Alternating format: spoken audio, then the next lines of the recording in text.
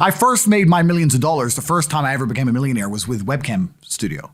Oh, really? I didn't know that. Yeah, this is how I first ever made money. I mean, I was a kickboxing world champion, but kickboxing's not boxing, right? Yeah. So I'd make like $100,000 a fight. You fight 2 or 3 times a year. You pay 20% to your manager. You pay taxes, but you're not rich.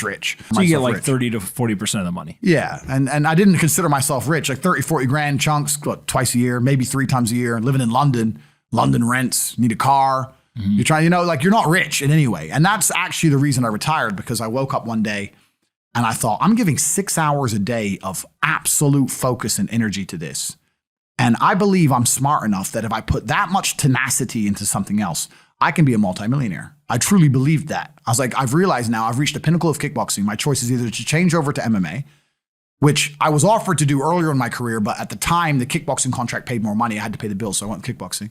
Change over to MMA, learn to wrestle, change over to UFC, blah, blah, blah. But this is also like 7, 8 years ago where even the UFC didn't pay the money it pays now. But the UFC still doesn't pay that much money from what I understand. No, if you're like top 5 or champion, yeah. But most of the dudes you're going to see there in the prelims, they're getting 10 grand a fight, 9 grand a fight. It's nothing, right? So it'd be like starting my career all over again. And at the age of 28, I thought, I don't have the gumption to start again. I've been through hell for this. I've broken my hand 8 times. My ribs have been broken. I don't want to do this all over again. So what do you do when you realize that, hey, maybe I don't want to keep fighting? I decided to get rich. What does that mean to you? When you're sitting there, you're getting, $30,000, $40,000 kind of net on a per fight basis. Is rich to you like, hey, I want a couple $100,000, $1 million, $20 million, $1 billion? I wanted 30 or 40,000 every month. 30 or 40,000 every month. So about $500,000 a year, give or take. Okay. I thought if I had that much money, I could do whatever I wanted. Okay. That's what I decided I wanted to do. So what's step one that you do? So step one is, maybe that's how we ended up here together, my friend. Step one is, I decided to be very logical about it. Chess player, right? So it's like, I want money. What is money? How do banks work? How does credit work? What's fractional reserve banking? All these things we now know to be the biggest cons of the century, right? So I'm sitting there researching money for days and days and days.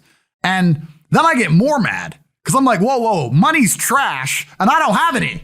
Now I'm really annoyed, right? I thought like everyone else did that, everyone puts their money in the bank and the bank takes some of other people's money and lends it out. I didn't know they invented it from the sky. I still at that point thought money was linked to gold. I didn't know nothing. So I'm learning all this stuff and I'm getting really angry. I'm like, now this is really annoying me. So anyway, I had a piece of paper there and I'm in my research phase and it start writing down some dude on YouTube. I don't know who he was, some dork. He was a pro gold guy. This is before, maybe Bitcoin was probably around then, but like early. He was a pro gold guy saying buy gold, buy gold, buy gold. And he was saying the difference between an asset, a liability, et cetera, et cetera. So I started trying to write down what I had. I was like, I have an apartment, I have a BMW. I'm in good shape, but I already use that for fighting. What can I do? I can play chess. I'm just writing down the things I have and what I'm good at. And then I kind of realized, I was like, I've got like 8 girlfriends. But because I was traveling the world, and if you win, you get a ring girl. It's kind of like she's banging the winner, right? You win a world title, you get to choose the ring girl you want. It's pretty easy, right? So I had a girlfriend in Slovakia, I had a girlfriend in France, I had a girlfriend in England, all these girlfriends. Do they know about each other? No. Okay. But they find out pretty soon.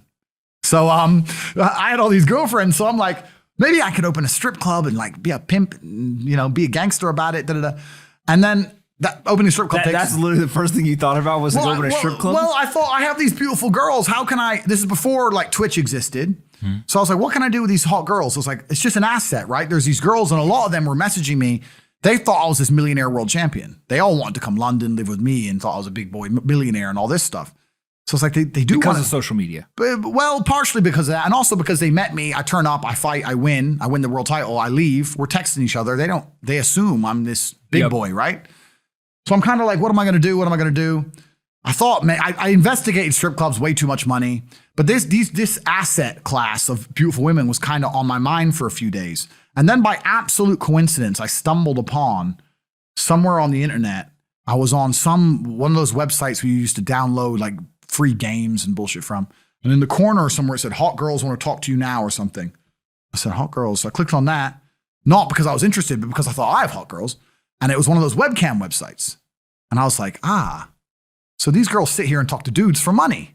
So I'm going to get my girls to and they're naked. They're just talking. How does it work? It's 50-50. I mean, it depends on the girl, depends what she wants to do. But the majority of the job is not based around being naked. The majority of the job is based around being entertaining and being easy to talk to. And the guys who are talking to you need to find you, that you need to remember their name, remember their dog's name. You have to be smart. You can't just be a girl and be a bimbo and be naked and make money. You have to be really smart, charming, interesting, happy all the time, positive. Mm-hmm.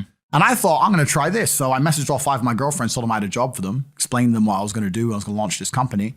4 of them agreed. All 4 flew in, sat around the same table. They're all like, who's she, who's she, who's she? I'm like, well, you're all my girlfriends. 2 more left. And then 2 stayed.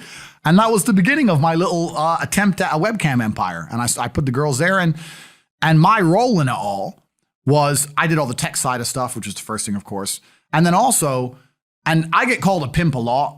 But and the reason I use the term is because I don't see it as a negative term. I see it as positively inspirational and motivating person. I'd motivate the girls. I'd make sure they did their job properly. If they had a bad day online, I'd come up with a good excuse for them. Oh, it's been a football game. It's been really busy. Don't worry. You're so beautiful. Don't be upset. You did better than her. You did the best today.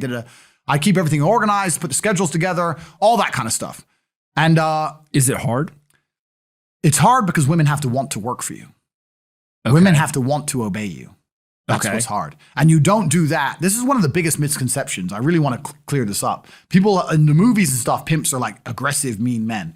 Complete opposite. Pimps are more like James Bond. James Bond's a pimp. He sleeps with a girl to get information. He doesn't care about her. He is absolutely and utterly a pimp. He doesn't hit her. He makes her love him. She does what he wants. He uses sex as a weapon to reward her, and then he disappears. That James Bond is absolutely and utterly a pimp. So I say pimp because everyone calls me a pimp online, tries to go, haha, you're a pimp, they're going to get offended. It's like, no, beautiful women wanted to work for me, and they wanted to work for me because I displayed supreme competence. And they knew if they worked for me, they'd make a lot of money. So whenever I was out, I'd meet a waitress and say, well, you're working 10 hours a day for pennies. You can work 10 hours a day for me, make 10 grand a month, 20 grand a month. And over time, I just built up this big little empire of webcam girls. At one point, I had 4 locations, 75 girls working for me.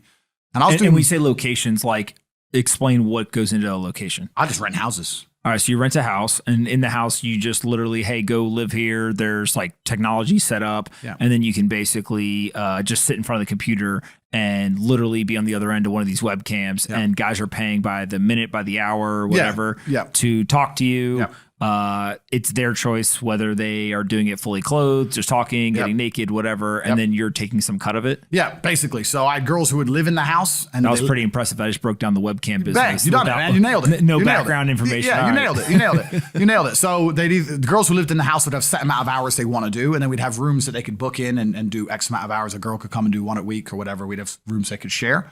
And then, very much exactly like you said. They'd go online, they'd do their hours, they'd have their regular customers, they'd get their money. And then I'd take around half of the money, around 50%. You take 50%. Around 50%. Okay. Is that high or low compared to the rest of the industry? I'll tell you why it's very low. It's low because every time a girl would quit and try and do it by herself, she'd make a fraction of the money overall because she hasn't got the instruction. She hasn't got the motivation. She's just lazy with it, right? And women have a very different mentality to money than men. If you show a woman how to make $1,000 in an hour, she'll think, I only have to work an hour a week. Whereas if you show a man how to make $1,000 an hour, he thinks, I can make $18,000 a day. That's the difference between us. So if I had a girl working for me making $20,000, she got 10, I got 10. If she quit, she'd make 3 for herself, if that.